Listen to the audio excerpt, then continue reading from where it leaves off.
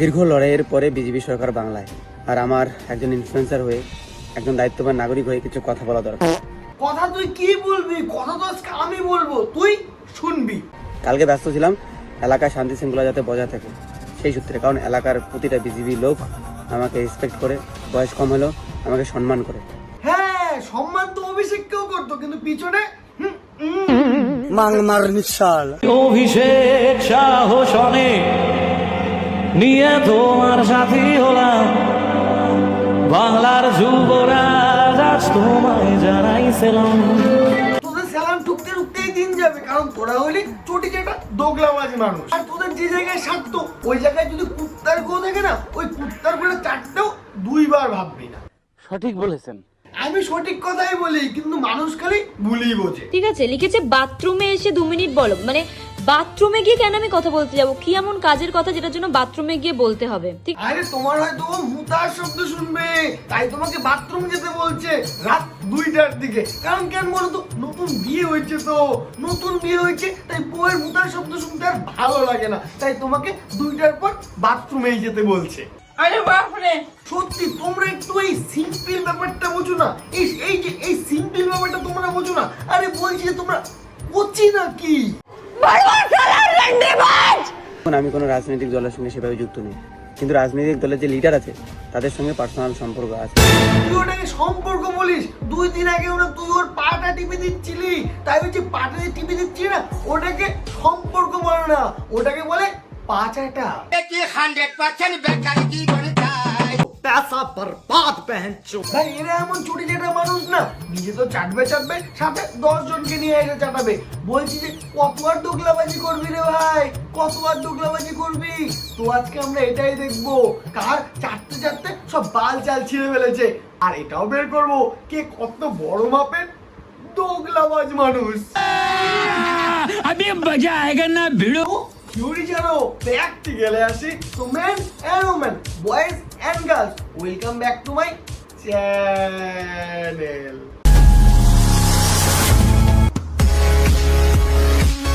লড়াইয়ের পরে বিজেপি সরকার বাংলায়, আর আমার একজন ইনফ্লুয়েন্সার হয়ে, একজন দায়িত্ববান নাগরিক হয়ে কিছু কথা বলা দরকার। ইস কি দায়িত্ব রে তোর, রাত 2টার পর মেয়েদের মন চুরি করা। কি দায়িত্ব! কথাগুলো তোমরা দেখো, তাহলে বুঝতে পারবে। আলাম এত রাতে কল করতে পারবো না। তুমি এত বোকা কেন? এটা মানুষ কখন বলে? এটা মানুষ তখনই বলে যখন কেউ সিম্পল ইঙ্গিত বোঝে না। ধরো তোমার ম্যাথের টিচার তোমাকে একটা ম্যাথ বোঝালো, মানে অঙ্ক একটা বোঝালো, কিন্তু তুমি বুঝতে না, কাইন্ড অফ। আর তুমি এত বোকা কেন? এটা মানুষ কখন বলে? সত্যি তোমরা বোকা, কারণ উজ্জ্বলের মতো এত বড় মাপের মানুষ তোমাকে বাথরুমে যেতে বলছে, তাও 2টার পর। এটার যদি তুমি ইঙ্গিত না বুঝো, তাহলে তুমি না ভাই নিষ্পা। ও চাচ্ছে তুমি ওকে রাতে ভিডিও কল করো লেপের তলে ঢুকে, ও চাচ্ছে তুমি বাথরুমে গিয়ে ওকে 1 টাইম ছবি দাও। এই সবই চাচ্ছে আর কি, এইসব দাও, তারপরে তুমি বুঝতে পারবে বং মিডিয়া উজ্জ্বল কত বড় মাপের বোকা চোদা। কি এরকম কথা যে এত রাতে তোমাকে নেশা করে বলতে হবে? ঠিক আছে, তো তখন লিখেছে হুট করে তখন হালকা একটু কথাটা ঘুরিয়েছিল, ভোট কাকে দেবে? তুমি খুব বোকা ভদ্র মেয়ে। ভোট কাকে দিবে মানে? ভোট কাকে দিবে, কাকে দিছে মানে তুই জানিস না ভোট কাকে দিবে? নাকি তুই ভোটে দেয় কোনো সমীক্ষা করছিলি কোনো পার্টির সাথে? ভাই হ্যাঁ, ভোটও তৃণমূলকেই দিবে, কারণ চোর হোক জাত ভালো।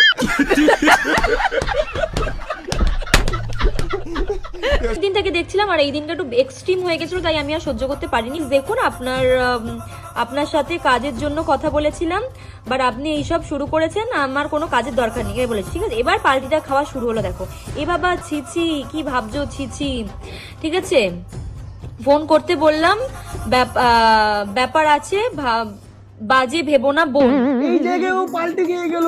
এই ব্যাপারটা কি হয়েছে আমি তোমাদের খুলে বলবো। ও না ছিল ফুল মুডে, যখন ও বাথরুমে যেতে বললো ওই সময় ও বাথরুমে ছিল। ওই সময় ইমাজিনেশন দিয়েই না ও সব করে ফেলেছে, আর করে ফেলার পরে তো সব মেয়েকেই বোনই মনে হয়। বাজে ভেবো না বোন। ঠিক আছে, এতক্ষণ ওরকম করে এখন বনে চলে এসছে, যেহেতু আমি এইভাবে কথা বলেছি তাই। যখনই দেখলো শুকনা কথায় আর চিরা দিচ্ছে না, তখনই মালটা পাল্টি নিয়ে নিল। এখন তো মনে হচ্ছে ভাই এর জন্মটাও না পাল্টি খেয়েই হয়েছে।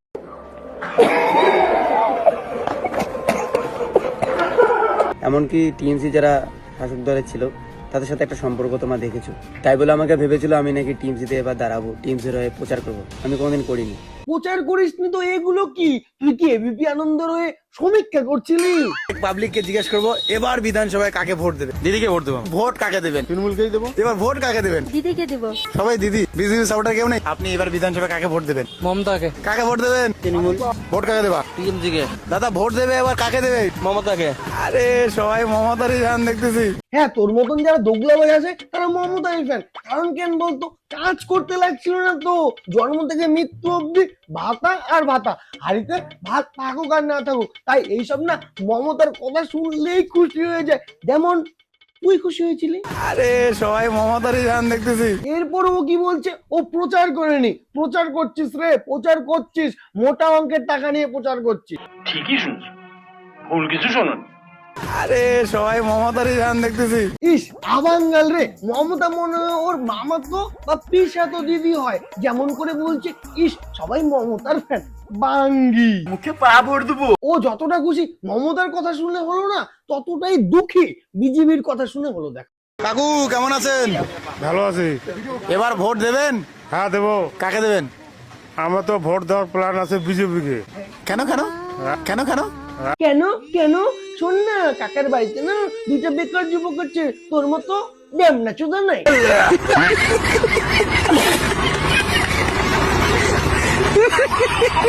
অনেক অফার আসছে ভাই, অনেক চ্যালেঞ্জিং সময় ছিল।